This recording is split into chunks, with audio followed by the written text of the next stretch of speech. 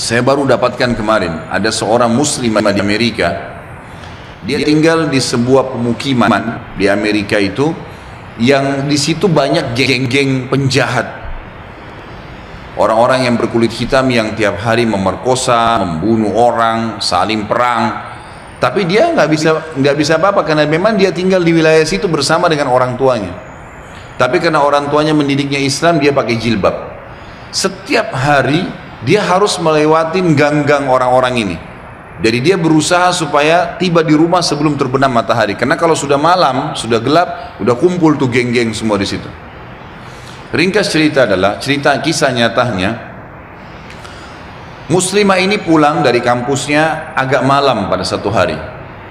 Sudah gelap, dia nggak punya pilihan, harus melewati gang-gang yang penuh dengan orang-orang jahat ini. Dia bilang, saya waktu mau lewatin gang itu menuju ke apartemen saya, rumah susun orang tua saya, ada satu perempuan di depan saya, kelihatannya bukan muslimah, tidak tutup aurat, lagi lewat juga di gang situ.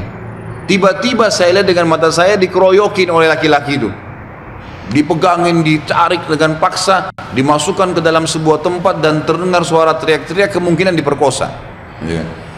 Dan mereka sudah punya tim.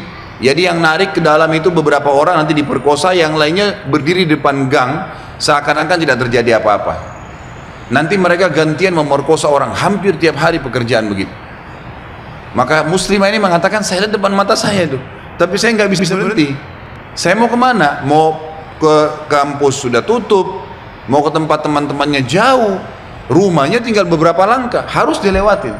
Dia bilang, lalu saya berdoa kepada Allah, ya Allah, sebagaimana aku meyakini kamu ada, kamulah yang telah memerintahkan aku untuk menjaga kehormatanku, jagalah kehormatan ini.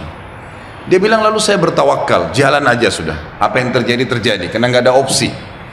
Dia bilang, sementara saya lewat di depan mereka, geng-geng ini banyak orangnya, bukan satu dua orang, banyak orang di situ, mungkin lebih daripada 10 orang, tidak satu pun yang mengganggu saya. Nggak satu pun mengganggu saya. Dan waktu saya lewat, mereka pada buang muka. Orang-orang ini pada buang muka. Saya jalan sampai melewatin gang itu. Kebetulan rumah saya, rumah orang tua saya berhadapan dengan kantor polisi. Lalu saya datang kantor polisi itu, lalu saya berkata, tadi ada kejadian begini, ada perempuan diperkosa di sebelah sana. Polisi pun akhirnya menerima laporan tersebut, lalu memeriksa, kena dekat, betul terbukti ditangkap, masih ada perempuan tadi dan memang diperkosa, akhirnya ditangkap semua di penjahat-penjahat nih. Sementara ditangkap, dia bilang, waktu masuk di kantor polisi, mereka tahu saya yang lapor, saya pakai jilbab ada di situ. Tapi mereka setiap lihat saya pasti buang muka. Kayak orang, bukan buang muka karena marah ya, kayak orang yang ketakutan melihat saya, dia bilang. Sampai masuk di penjara semua. Sudah terungkap masalah itu, dia bilang, saya penasaran. Saya bilang sama polisi setelah itu, bisa nggak saya sebelum pulang, saya mau temuin penjahat-penjahat itu. Kata polisi, silahkan. Datang ke sana, dikawal, dia datang, dia tanya, waktu dia bilang saya masuk ke penjara, semuanya pada tunduk, gak ada yang berani lihat saya. Saya jadi bingung, ada apa sebenarnya, gitu kan? Saya seorang wanita cuma pakai jilbab, ini penjahat-penjahat terkenal tiap hari perkosa orang, tiap hari bunuh orang, nggak ada yang ditakutin, gitu kan? Maka saya bertanya, saya mau tanya, saya yang ngelaporin kalian, gitu kan? Maka semuanya ada satu orang yang menjawab, mengatakan, kami tahu kalau kamu yang melaporin, gitu kan? Terus kata si perempuan ini, kalian tidak marah dengan saya? Karena ini nanti ke depannya siapa tahu mereka lepas dendam.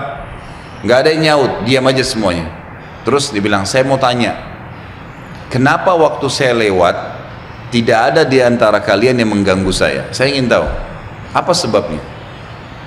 Ada satu orang, dia tidak angkat matanya ke arah perempuan, cuma dia tunduk, dia mengatakan, dari Anda lewatin gang sampai sekarang, di belakang Anda banyak orang yang menggunakan baju-baju putih yang menemani Anda, dan badannya besar-besar, kami takut. Perempuan ini bilang, saya tiba-tiba gemetar, hampir jatuh, kaget dengan informasi itu. Tapi itu kisah nyata, gitu kan? Kisah nyata. Dia bilang pun, kalau begitu baiklah, dia keluar, lalu dia ceritakan kepada keluarganya. Tapi apa yang kita ambil pelajaran dari kisah ini? Keyakinan kepada Allah Subhanahu wa Ta'ala mendatangkan pertolongan yang memang tidak masuk di akal manusia, tidak masuk di akal manusia, nggak bisa, susah untuk dihubungkan itu.